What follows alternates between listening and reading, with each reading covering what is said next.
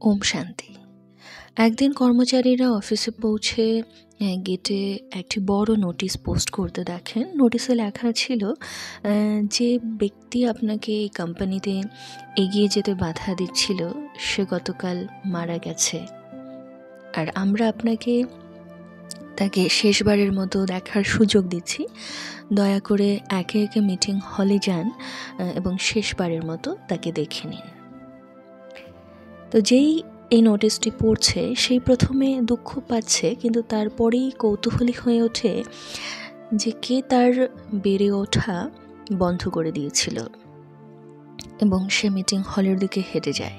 তারা একে একে প্রত্যেকে তাই করে, সবাই ভেতরে যায়, দেখে বেরিয়ে আসে।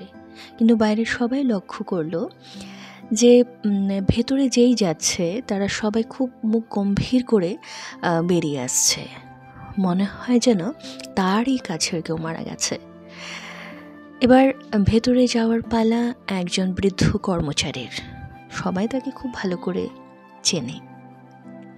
সে ভীষণই অভিযোগী এক মানুষ, সব বিষয়ে তার সবসময় ঢের অভিযোগ, সব কিছুর প্রতি খুব অসন্তুষ্ট থাকেন সব সময়। কোম্পানি থেকে শুরু করে কোম্পানির বস, সহকর্মী, বেতন সব কিছুকে নিয়ে তার নানা অভিযোগ। কিন্তু আজ ওনাকে একটু বেশি খুশি মনে হচ্ছিল। তার মনে হচ্ছিল যে তার জীবনে যে এতদিন এত সমস্যার সৃষ্টি করেছিল সে মারা গেছে, ভালোই হয়েছে। তাই তার পালা আসতেই সে দ্রুত কফিনের দিকে ছুটে যায় আর প্রবল কৌতূহল নিয়ে কফিনের ভেতরে উকি দেয়। কিন্তু কি হলো, কাকে দেখতে পায় সে দেখে কফিনের ভেতরে একটা বড় আয়না রাখা ছিল, যেখানে তারই ছবি দেখা যাচ্ছে। এটা দেখে তিনি ভীষণ রেগে গেলেন, কিন্তু আয়নার পাশে লেখা একটা বার্তা দেখতে পেয়ে জোরে জোরে চিৎকার করে তিনি কান্না করতে লাগলেন।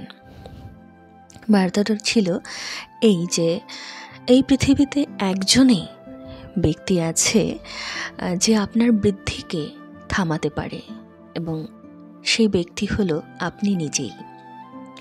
এই সমগ্র পৃথিবীতে আপনি একমাত্র সেই ব্যক্তি যিনি আপনার জীবনে চাইলে বিপ্লব আনতে পারে, ক্রান্তি আনতে পারেন, নয়তো নিজের জীবনকে তছনছ করে দিতে পারেন, বরবাদ করে দিতে পারেন, সর্বনাশ করতে পারেন।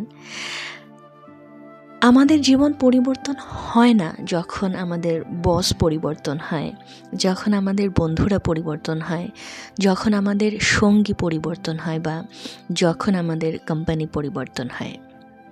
আমাদের জীবন পরিবর্তন হয় যখন আমরা নিজেরা পরিবর্তন হই, যখন আমরা আমাদের সীমাবদ্ধ সংকীর্ণ বিশ্বাসগুলো ভেঙে দিই, নেগেটিভিটিকে জীবন থেকে মুছে ফেলি, যখন আমরা বুঝতে পারি যে আমি এবং শুধুমাত্র আমি আমার জীবনের সব কিছুর জন্য দায়ী। সুতরাং নিজেকে আমাদের ভালোভাবে দেখতে হবে, নিজেদের সাথে সুন্দর একটা সম্পর্ক গড়ে তুলতে হবে, নিজেকে চেক করে চেঞ্জ করতে হবে, পজিটিভ ঊর্জাতে ভরপুর থাকতে হবে।